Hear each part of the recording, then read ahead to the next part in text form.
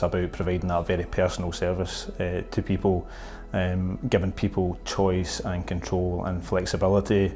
Where the person who is receiving the care is at the heart of that, involving and doing with and not for the person.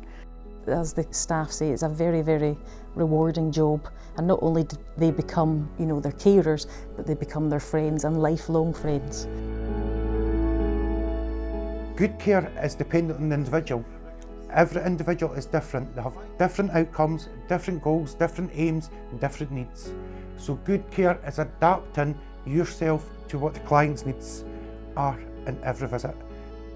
I went into the Royal Infirmary to get a stone out my bile duct, and I was very, very ill. I was in a coma for 63 days, and then when I came out I had bags and tubes. Well, it was end of life care and that was that. One of the concerns I had, if some people came in and I didn't get on with them, how was I going to cope? But everybody that came, I get on with. Sometimes I'm an agony aunt. I get all the troubles and they take my advice and help them, and we help each other. Just interested in them and they're interested in me. And every day you've got a different resident. As long as you've got that listening ear, then you feel you could be making difference to them as well. As you can probably gather this room, I'm very artistic. I'm a happy person, and I seemingly was the best drama teacher. I had the best discipline in Fife. Classes in those days, there were 45 up to 50. And can you imagine them in a gymnasium? And I would have to say, space out and sit. I enjoyed my work. I get the pleasure of knowing they feel comfortable enough to talk to you. And you are getting a wee bit of their history. And a lot of Ian's stories are interesting, and a lot of the stories you get from the residents about their younger life is interesting as well. As long as that person knows that you're showing them the dignity and respect that they've always had and they deserve, then you're going to make them feel at ease. I'm happier with a man carer than a woman, that's to be honest. A man has more idea how to work with you. There's no sort of barriers. And he's very approachable, I can talk to him. He's a very good timekeeper for a start. And he's very organised. And I think that's the thing he likes about me. And I work alongside him very well. You'll never come into a messy flat. We treat our clients as we would treat our own mother and fathers, and we give no less than that. And the girls that come on board, it's over and above their college duty, and they do see us as good friends as well, or sort of an extension to their family, and that kind of matters a lot to us as well as the clients. My name is Chrissy McElvain, and I am 101 in September. I've been blessed with good health and a good family and a busy life. When I was young, I was in the fur trade, and I modelled fur coats for years and sold them in a store in Suckyhall Street. I was always inclined to go with the fashion. I'm very fortunate with the help I get. They're all very willing and very pleasant and nice to have about the house. I feel they're part of the family, really. I have a very good daughter who pops in every day and could do something, but I feel I want to be independent of that. I can't tell you the difference it makes, because every day I know she's getting showered and dressed, and she gets all her meals organised. But it's the fact my husband doesn't keep well, and I know that if by any chance I couldn't make a day, I would pick up the phone and say, "Hi mother," and I know that she's well cared for because the girls are coming in. These girls do exactly what I would do, which is terrific. Even on a daily basis, as we're going in as care workers, we're assessing what their needs are for that visit, and we're speaking to them, we're communicating with them, we're finding out what assistance they require, because people's needs change minute to minute, hour to hour.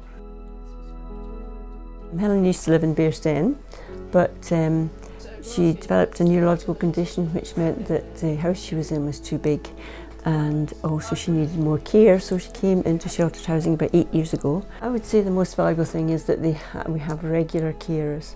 We know who's coming in, it's not just a strange face every time.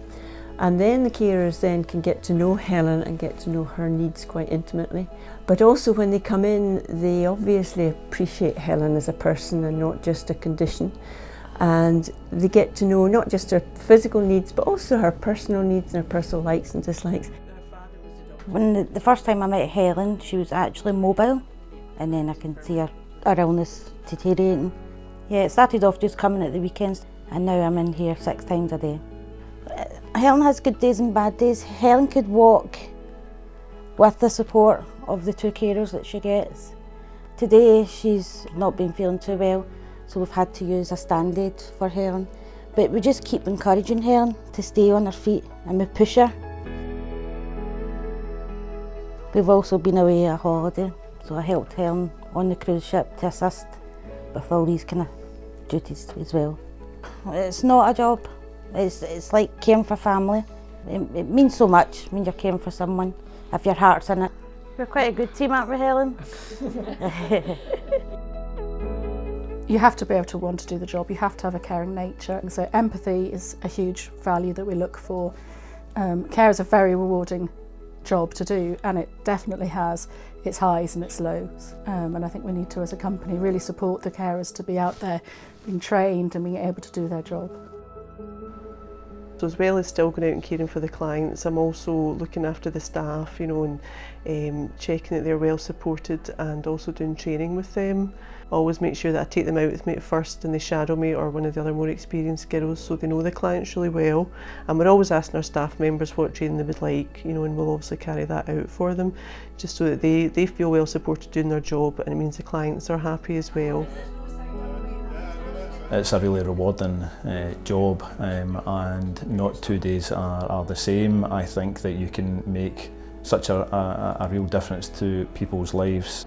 I would also say coming into home care there are some really good career pathways, you know, starting off as a frontline home care worker and working up and progressing to a kind of management role, and we have systems in place to support staff through that by offering on-the-job training, you know, gaining an SVQ qualification that would allow them to progress in their role, so really great opportunities. I feel so good, you know, when your clients are so well looked after and they're so happy in whatever you've done for them that day, you know, and allowing people to live in their homes a lot longer than maybe they could have if they didn't have that care, you know, and we see a lot of difference in families as well, that they can, you know, go on with their lives and still have a good relationship with the person we care for, you know, because people are so busy. And even one day I came in the other day there, and one of the girls was in giving mother a foot and leg massage, and I thought, oh, lovely, that's a lovely thing to do. You know, it was just so unexpected, and I thought, gosh, that was really, really nice. But these are wee things that mean so much to me because mum's been looked after just so well, really. What separates good care from bad care is being able to do that extra, to be able to really not just go in and prepare a meal, but to be looking holistically at the client and making sure that all their health needs are met. And also then I wouldn't be able to take Helen out and enjoy the good times with her, because the carers are looking after her physical needs, and we can go out in the wheelchair and enjoy the sun. But I think, you know, straight away it is a vocation, you know, and I love caring for people, and I think a young person going into the job, you know, they'll get a feel for it, you know, and you do have to learn a lot, and there's a lot to it, you know, but with ongoing training and support, you know, from their management staff, you know, you should become a good carer if that's what you're, you know, it's designed to do. I had a stroke and it's paralysed my left side, so I can't really do anything for myself, because if it wasn't for them, I wouldn't be able to get up in the morning, I wouldn't be able to get washed or anything. It's great, and it's company for me as well. I just help her obviously with her day-to-day things like getting ready, but as well as that we formed a really good bond, and I feel like I've gave her that little bit of confidence to kind of do a little bit more for herself. I mean, I've took her to like a concert and stuff as well, so like I try and promote self-confidence with Linda so that she can get out and do things that other people would be doing on a regular basis. And I took 2 free driving lessons, got my licence back, and then I can go my shopping now. I can go up and down stairs now without the stair lift. The latest thing I've taken up is knitting for Simba, that's Simpson's memory box. If a baby dies, they get a box with a teddy, small teddy, and boots and a hat and a blanket. So I knit that and take it into them. I'm just so happy I've reached what I've done. And I'm independent, more or less. That'll be bro. It will be bro. You need to have patience of a saint, really strong bladder, and be able to multitask and adapt to sporadic situations. You need to be emotionally strong, you need to be physically strong, but I think a good sense of humour gets you anywhere and everywhere. So it's really rewarding when you see the outcomes being achieved and the clients getting to where they want to be in a safe, secure and independent environment. Some of them talk about how I used to be and what I am now, and it's just through them that I'm like this, and that's encouraging. Great, still here, still fighting.